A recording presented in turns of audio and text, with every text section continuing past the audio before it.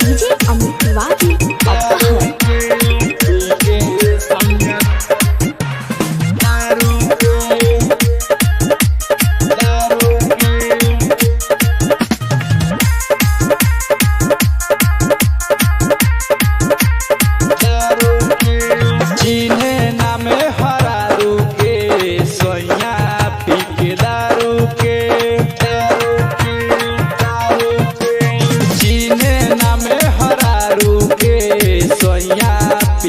दारू के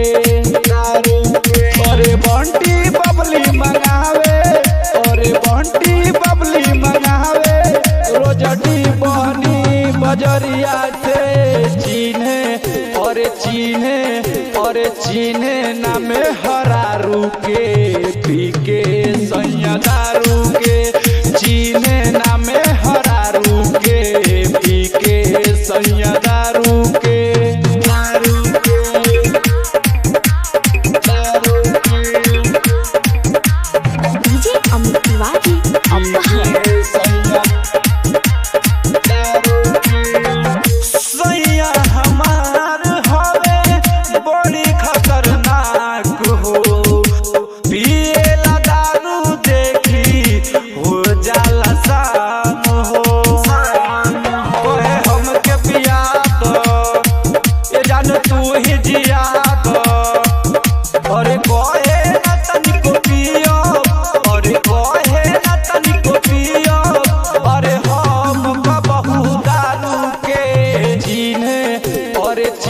चीन्हे नामे हरारू के पी के सैया दारू के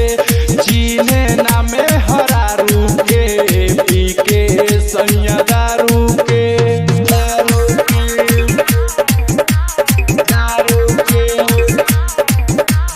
डीजे अमित तिवारी अपहर